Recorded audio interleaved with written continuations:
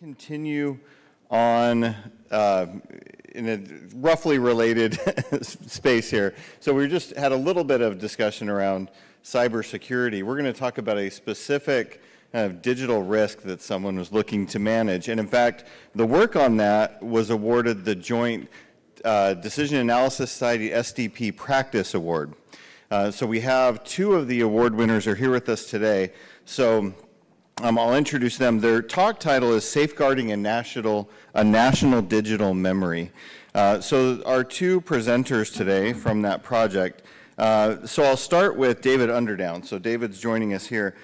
David graduated with a mathematics degree from Imperial College London and then went into software development. And then after being in software development, joined the National Archives in 2005. And so he's worked on a number of things there, but while he was working on this Safeguarding a National Digital Memory project, he was a senior digital archivist. He's now changed roles to be a data engineer and a product manager for a digital archiving graphical risk assessment model, which is the acronym is diagram, right? And also joining David, who worked with him on this project, is Dr. Martine, who is the Director of Applied Statistics and Risk Unit at the University of Warwick. She entered academia and earned her PhD after a career in business and has worked on some really interesting things, kind of all over the place. So pollinator abundance, health and household food security, and here you're going to hear more about the work that they've done about safeguarding the digital memory there in the United Kingdom. So looking forward to hearing more about this. So please welcome David and Martine. Thank you very much. So I'm representing the analysts and David is representing the problem owners. And what we're going to do is we're going to split up this presentation so that we can each give you our perspectives on the project, how it went, what the challenges were, and so on. I think we have a slide mover, clicker. Yep, okay. The large green button, excellent. Perfect. Excellent, so I think you're starting. I'm starting, yeah. Okay. So a bit about archives, as I guess most people here aren't necessarily so familiar with them. Why are archives critical? So they help support our identities, whether that's national, community, personal identities, or in the corporate context, then it can be supporting kind of corporate brand and things, or on the other hand, a lot of you will be working in regulated fields, so you need developing drugs in pharma, you need to keep those records of trials and everything for a long time to meet regulatory requirements, or I guess in oil and gas, you'll have done seismic surveys and things like that, which you may need to refer back to later if a field initially didn't seem like it was viable, but changes in technology and pricing and things mean you want to revisit that later. They support law and order, so whether that's being able to prove that you weren't guilty of something, you've been wrongly arrested, the process of having a fair trial. And again, you can only do that when there's accurate records preserved for as long as required. And ultimately, in a democracy, then that ability to hold government to account is kind of key.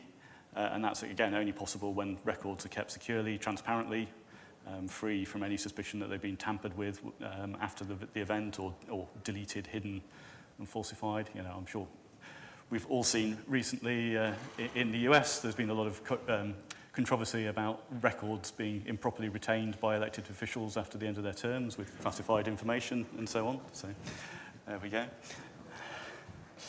Wrong one.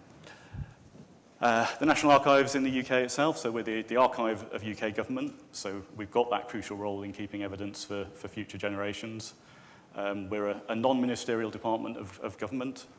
The official archive and publisher for the UK government as a whole, also particular roles for England and the devolved legislative body in Wales.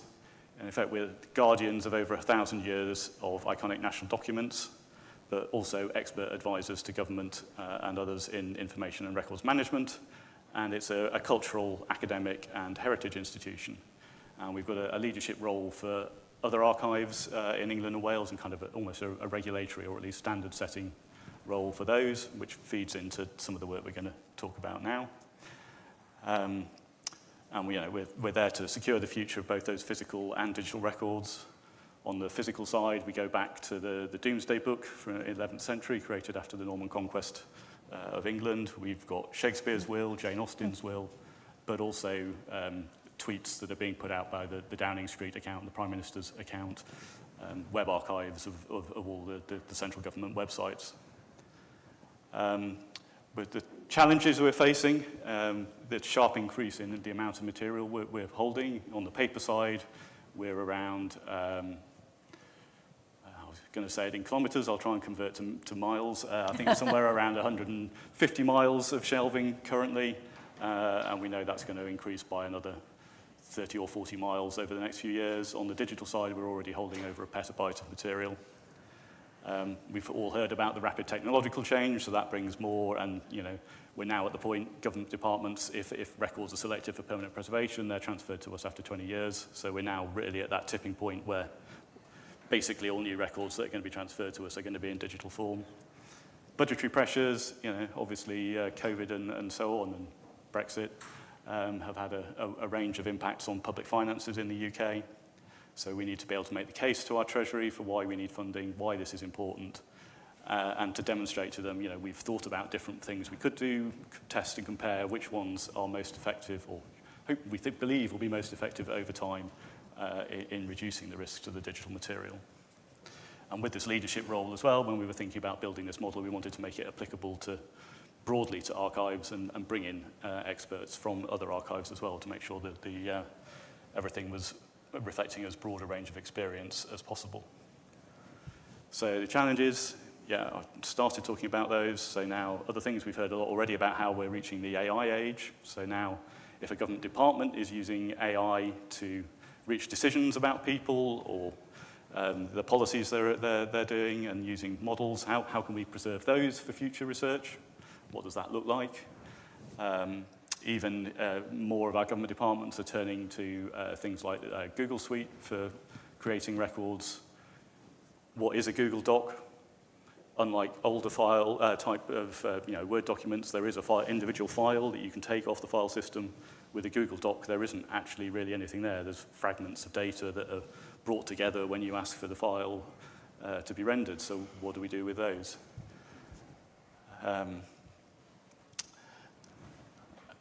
Another problem is simply that traditionally archivists have come generally from a humanities background, so they've not had much exposure to probability and statistics or wider digital methods. Digital humanities is becoming more of a thing, so that is changing a bit. There is a wide range of good practice in digital preservation that's been developed over the last few years, but it hasn't really had a quantitative evidence base. It's still quite a young field, and we're looking to preserve digital records for hundreds, thousands of years. How can we start to build a base for that? And there's limited publicly available data on many of these risks, and there can be an understandable reluctance to share data where records have perhaps already been lost. So we started looking at the potential application of Bayesian networks within the National Archives. With my maths background, then I was kind of naturally involved with that. We started building kind of toy models, see that we could start to understand these dependencies, but we soon realized we needed additional support with that, and some of this expert elicitation actually that Doug has just been talking about as well. We needed someone who could help us facilitate that, and eventually that's the key has been the support from the Applied Statistics and Risk Unit, Martine and her colleagues, to produce the successful diagram tool. So some of that existing practice. There's the OIS model, the Open Archival Information Systems model. Interestingly, as we're here in Houston, this actually came out of space data science, the Consultative Committee on Space Data Systems. So NASA and others were among the first to realize some of these issues around long-term data preservation. Here in the US, there's the National Digital Stewardship Alliance, and they have something called levels of preservation, which is effectively a maturity model to help archives understand where they are on their journey. A similar one is the Digital Preservation Coalition's Rapid Assessment Model, also a maturity model with some slight differences.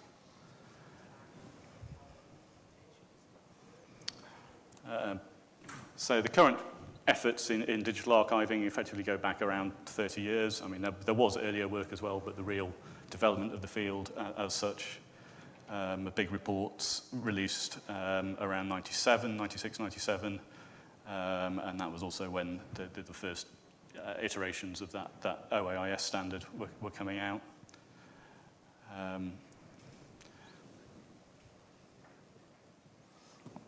But right from the start of this, then people were also pointing out that this really does need to be a risk management process as well.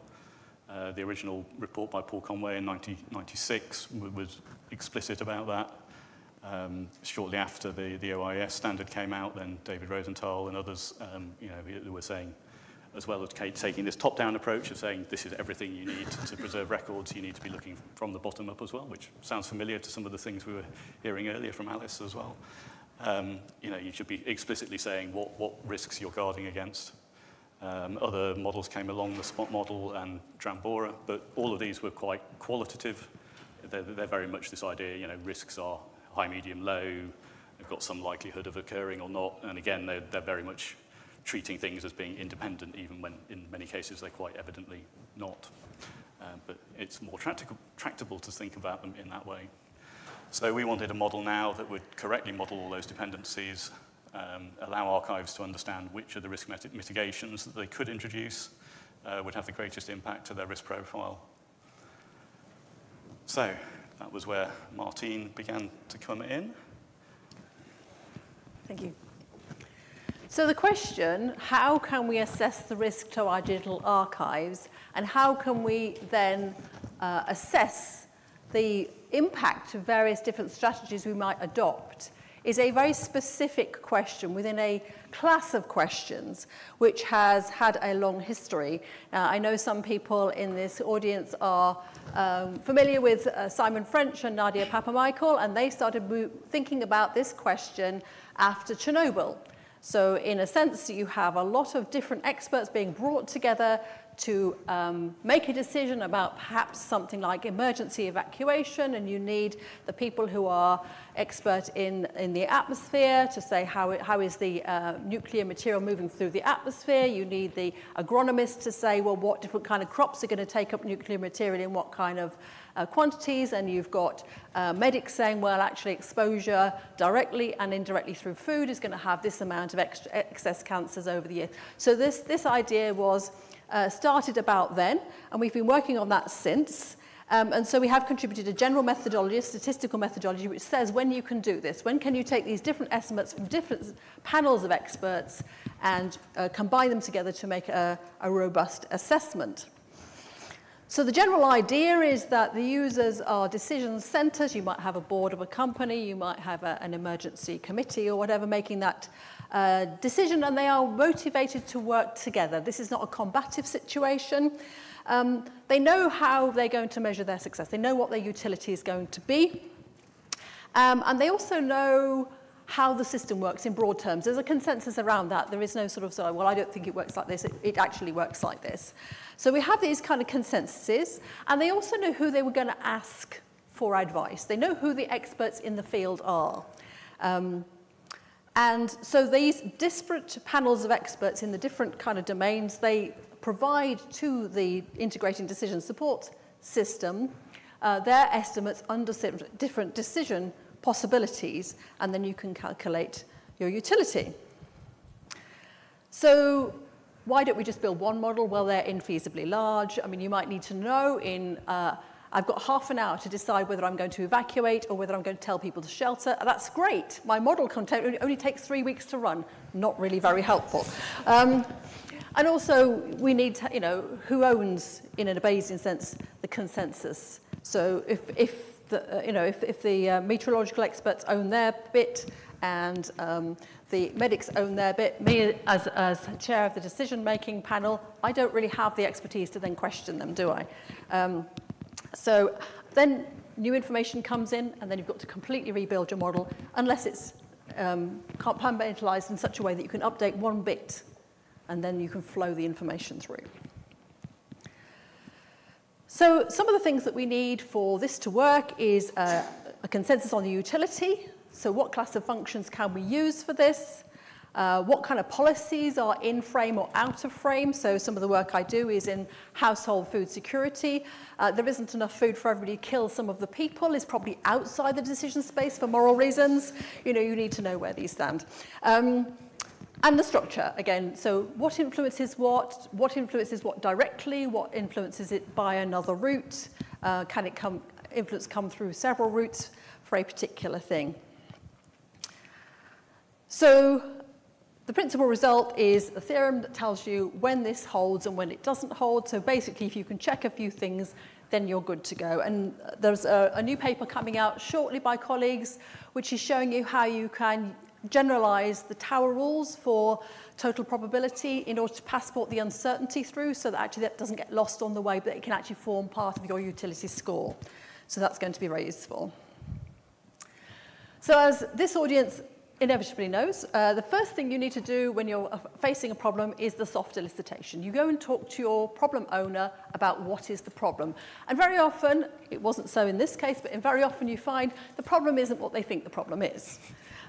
So you have to do this kind of teasing out of what would you like to happen? What would you like to improve? What would you like to see different?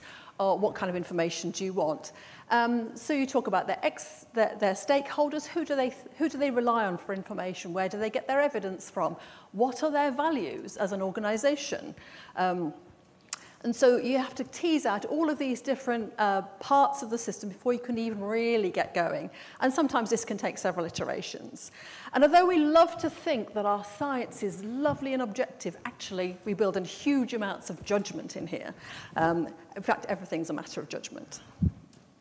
So we can build models, okay, but there are so many different models we can build. And again, that's a matter of judgment. What are we building in terms of uncertainty by the model choices we make? If we made a different model choice, how would that affect the outcome? What are the advantages and limitations of all the different choices that we might make? And what resources do we have to build this? If we've only got a small budget, can we do something useful with a simple model that might get us at least one step further forward? So choosing between these different robust approaches is also a matter of judgment. And then, having selected a model, or possibly 2 or 3 models to try, we need to quantify those models. We need to consider data ethics, particularly if there's sort of the medical side. We were hearing about that yesterday. There might be data ethics as to what you can use and how you might be intruding on people. What are the definitions? I haven't heard anybody mention this so far, but I think one of the key things about decision analysis is language.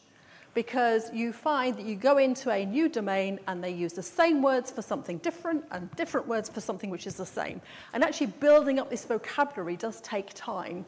And in a research context, that's very hard to build into the grant application, but it's very necessary. So there might be data, there might be surveys, there might be statistics that have been collected. But if they haven't been collected with this in mind, then there's going to be some weaknesses in that. Maybe they're not exactly what we need to measure. And then data granularity. I'm sure you're all familiar with this. You get together a number of stakeholders and they want to model it to the tiniest detail. And whilst wanting to respect their expertise and their views on this, you need to come to some kind of consensus about what is the right level of granularity in which to model. You have to identify, have you got any gaps? And are you going to do structured expert judgment or modeling to fill those gaps?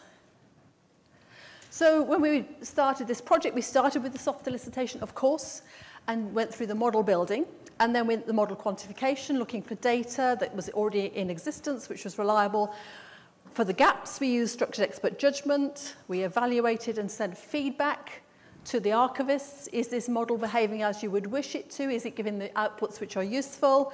Then we moved into software engineering, making the software sustainable, modular, updatable, and then the launch and adoption. So the soft elicitation took the form of several decision conferences, as David said. The National Archive at first started to frame things and then brought in relevant other archives to make a more general view. And then we started to rank the risk factors. How could risks arrive to digital archives? What form would that take? What is the route there? And then we had to identify the granularity of modeling. So a nice quote there from John Sheridan, the digital director. And so these are the kind of questions that they were worrying. How often do we copy something onto a fresh tape? How long do these tapes last? How many copies do we need? Do we need some that are not on site, et cetera, et cetera? So then we had to get a consensus of, well, what are we measuring exactly? Because it has to be something that's measurable, right? So again, more decision conferencing about this and coming to slowly to some consensus that actually the two things that were really key are renderability and intellectual control. Renderability, can you see this object sufficiently for the purposes for which you need it? Whether you're taking it to court or whether you're using it to look at your own personal family history. And then intellectual control, very, very important. Is the article the same article that was ingested to the archive and hasn't been tampered with since? Can you say that for sure? Okay. So we started off building this influence diagram. We got the experts in the room and we gradually sort of converged on a consensus influence diagram. And we talked to them about Bayesian networks and how those worked. And we explained how that would work in terms of mapping onto a Bayesian network kind of an idea. So we formulated that in different groups and then showed and discussed and gradually came to consensus. And then we had to do quantification. Dave's going to talk briefly about the data sources that we had. Yeah, so as we've sort of touched on already, there were some standard surveys across the sector. So this looked at things like digital skill levels, the amount of data that people were holding, types, but plenty of missing data as well, or this sort of too granular data, that data we could get on kind of storage media and stuff was often, very low level. You can go to Backblaze, one of the kind of cloud backup providers. They provide data very kindly on all the failure rates of all the hard drives they've had in their data centers over the years. So you can get really interesting data, but a bit too much in some ways for this. And archives, because of some of that lack of kind of data maturity and awareness, they weren't necessarily collecting information on kind of the right things. So sometimes there were also proxies that we could use. So we went through, we had a research assistants both, one at Warwick and one within the National Archives who were working on that. And gradually, we found what we could find, and then we're left with the remaining questions that we knew we would then have to address through structured expert judgment. Thank you. So I'm very glad that we don't have to explain what structured expert judgment is, because we just had a wonderful talk on it. So we use the IDEA protocol. We all have biases, as we're well aware, and the structured approaches are intended to mitigate for those structured biases as much as possible.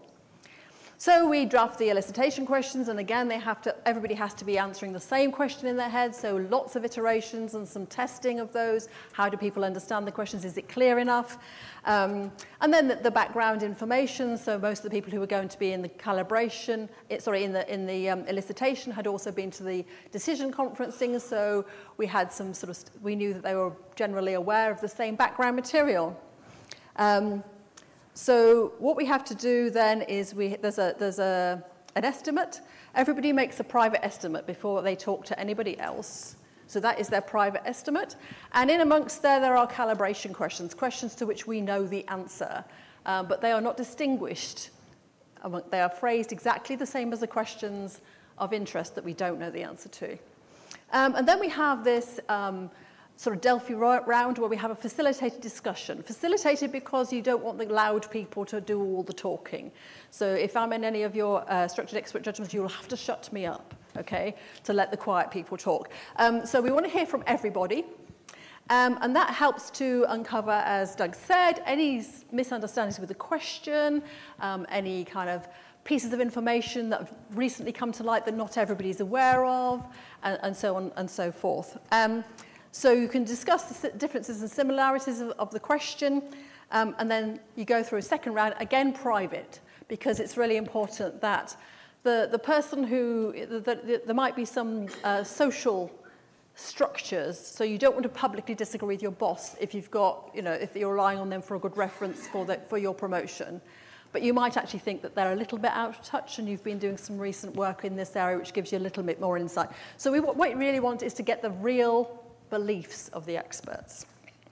Okay, so we get feedback. We use the calibration questions to weight experts up and down in the aggregation. And then we can use it as data. So this is what we get out after the first round. So all the questions were asked in the format, out of 1,000 digital records, how many would you expect? Because we know there's research that shows that natural frequencies are much easier for people. And even the calibration questions, which they probably would have recognized if they'd been in the format in the surveys we got them from. But because we rephrased them into this out of 1,000, then they weren't. So we put these up anonymously. Obviously, the experts are just numbered. And we have this discussion. And we know where, with the calibration questions, we know where the real answer is. And we can see the people who are very, very informative with the narrow bands and very uninformative. And we discuss with them, is this uncertainty of your own? Or is this uncertainty you believe exists in the system? Because it's a very important distinction to understand. And with the second round, you can see from the calibration questions that people almost always move in the direction of the truth. So it's an assumption that they will do that with the questions of interest too. So we ended up with a tool. Yeah, and we've had a prototype tool. There's still quite a lot of questions at this point about the most useful way to present this to people. It was a new concept.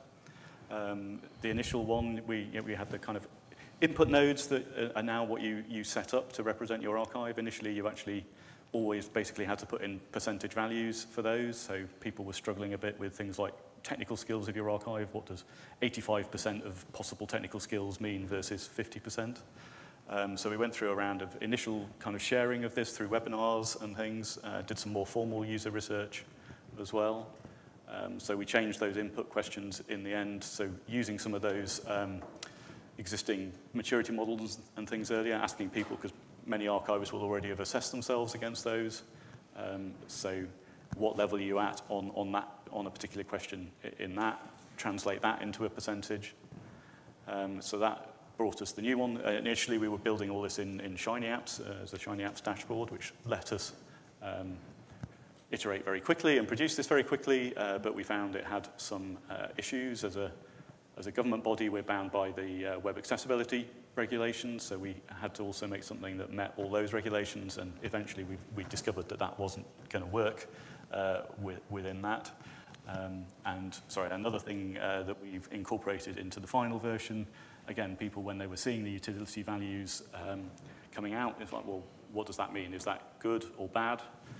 So we generated a couple of kind of baseline models. One represents kind of just backing things up, and then the other is a well-established national archive, so something like the National Archives. So that gives you, again, kind of a bottom 10% and a top kind of 90% of where people might expect to lie. And there we have the kind of model that was developed. So yeah, it's those top green nodes that are the inputs that archives now actually enter things for to represent their archive. We've got the middle nodes, which are all the things that either from the data sources or the elicitation that then combine to produce the two utility nodes, the renderability and the intellectual control. And so, within the sector, we previously were shortlisted for the Digital Preservation Awards in 2021, didn't quite make the final. Well, we made the final, we weren't quite the winners. And it's been used in a variety of kind of case studies and things already as well. So, people are starting to use this, not just the National Archives. In our own way, we have used it as well. So on a regular basis, to get our budget, we have to talk to Treasury in the UK, demonstrate, why are we asking for this much money? How are we doing this? So for this, we modeled our kind of as-is risk levels and a counterfactual model based on receiving a flat cash settlement. So obviously no increase in funding. So inflation, that's a cut over time. Looked over kind of 5-year and 25-year horizons. And then modeled, if you give us what we're asking for, what we'll be able to do, how can we invest, improve that. And we were also looking to build a new transfer digital records service for departments to transfer records to us, more automated, not having to create manual spreadsheets of metadata and transfer records to us on hard drives. So it was also helping us to support the case for investment in that. And then the following year, we had to, because of COVID, rather than the 3-year funding plan we'd expected to get, they decided to just do 1 year. So after that year, we had to return again, update our modelling to show what we'd been able to achieve over that year from the increase in funding we had won, demonstrate that, how that was done. General update, show, yeah, we still need to do these other things as well. More responsibilities added to the National Archives as well, now publishing court and tribunal judgments, which previously they were actually only sort of published out through a charity, strangely. So now, we needed to do more modelling around that, show that charity model was unsustainable and needed to come into us. Also we're looking now at, our current archive system is kind of end of life, so should we do a full reprocurement or just move to the latest version of the software we were already using?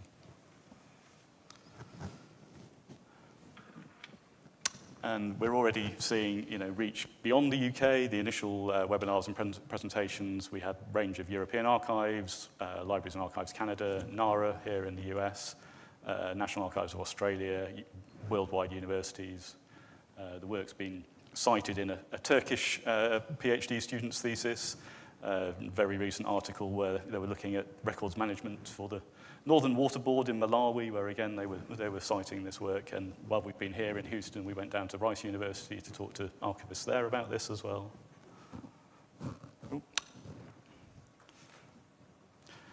And we're already seeing some of that enduring benefit in terms of the funding increases we've got. And now we've got a 3-year contract in place with a kind of data analytics firm to support the new version. Those issues I was talking about with web accessibility, we've moved away from Shiny Apps. We now have a back-end in AWS, still all in R, but a much more vanilla HTML front-end that allows us to meet those accessibility requirements. The initial round of user improvements, we only looked at the simple modeling, so we also have a more advanced mode where you can go into the individual nodes and actually change the percentages directly. So we found that the initial way that worked was all a bit clunky and quite hard to follow the process, so we did some more user research on that, streamlined that process, so that's now also a lot easier for people to use. Once they need to probably do the basic modeling first to get an understanding of how this all works, and then they can start to use that more advanced approach as well. Oops. So, yeah, this was the first time a decision analysis tool had been used for assessment of risk to digital archives. We had all this conferencing, influence diagrams. We can already start to see, the business case and return on investment has got us a substantial percentage uplift. And we can make decisions through, once you've done the initial model, you can then go back, revisit your assumptions, create scenarios in that way, and that global reach that's already there. It was also already being picked up by one of the iSchools in the US that they were using to train new archivists as well. And that's all. Yeah. So the most exciting thing for me, I think, as an academic, is not only to see research getting out into the real world and doing good, but actually to see how it's making an effect globally in terms of training, but also culture change, because John Somerton did say we're thinking about our risks differently because of this. Yeah, and we haven't put them all up in here. There are a few key articles and reports we can share as well if people are interested, or reach out. Our emails are on there, and you can see the new just about fully launched accessible version at diagram.nationalarchives.gov.uk. If you want a demo, ask David. Yeah, I'll happily show people during breaks as well. Yep.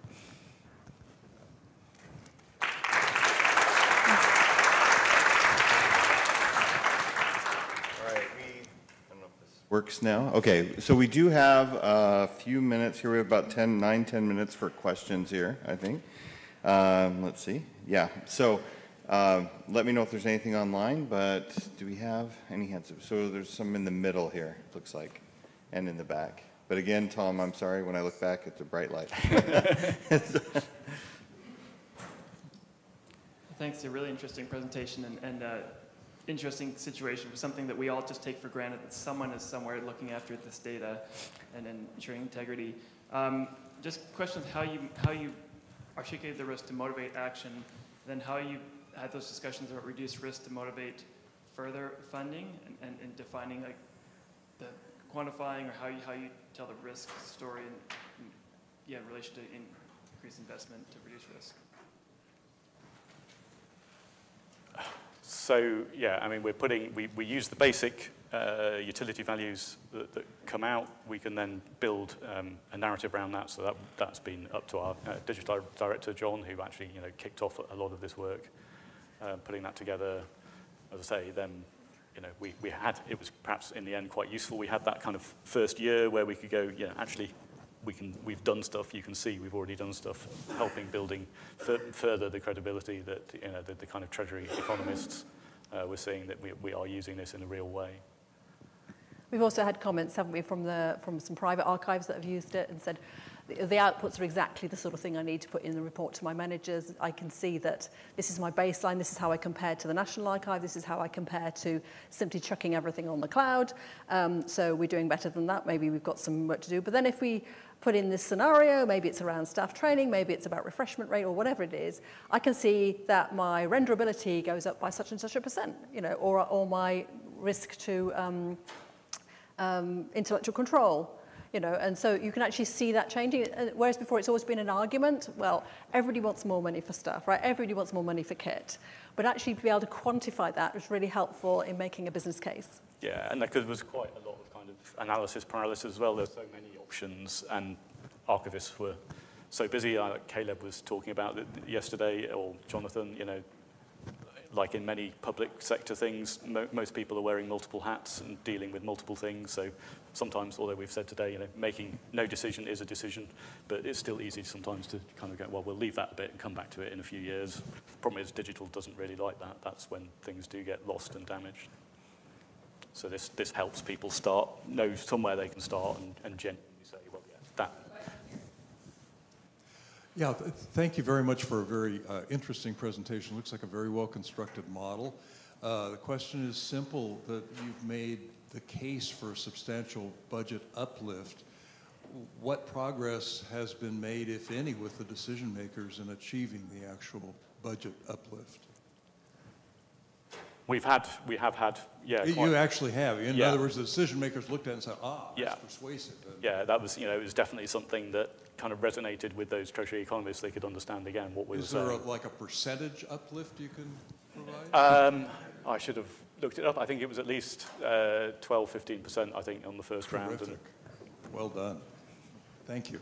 Where, most, the basic thing was probably at least a 5% decrease was where most departments were sitting at. So.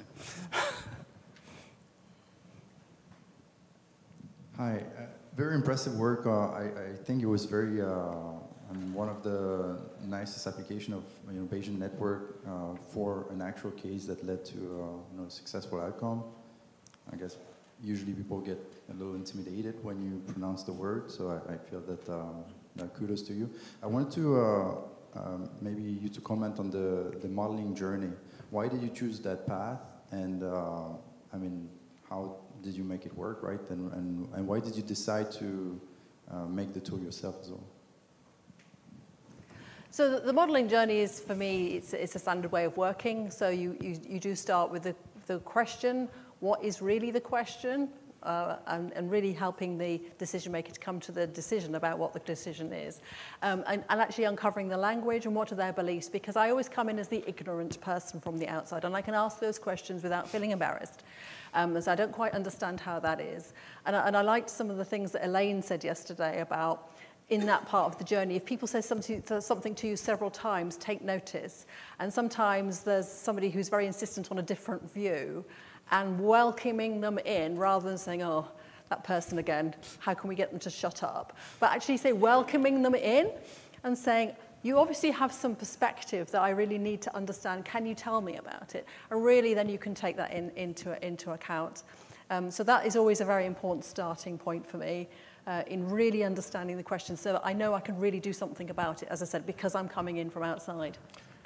Yeah, and I think in this case we had, John Sheridan, my boss, He also has a mathematics and computer science background, so he kind of knew enough to think that Bayesian networks might well be applicable, and then I did some initial work sort of testing that. So that was the way we were thinking to a bit, and that prior work, no pun intended, helped in those initial discussions with Martine. But I think if she and her colleagues had said, well, actually, no, this would work better, we would have been prepared to go with that. But we thought Bayesian was the way to go, but we were prepared to adapt and change.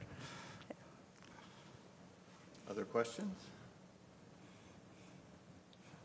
Okay, it occurs to me that I went through this fairly quickly when I got up here in terms of what the award was, but every year, if you're not aware of this, every year the Society of Decision Professionals, jointly with the Informs Decision Analysis Society, gives out a practice award. So there's a panel jointly between our two organizations that reviews many projects and then awards to the best of those, awards this practice award. And so I just wanted to congratulate David and Martine again on winning that award. Thank you. Thank you.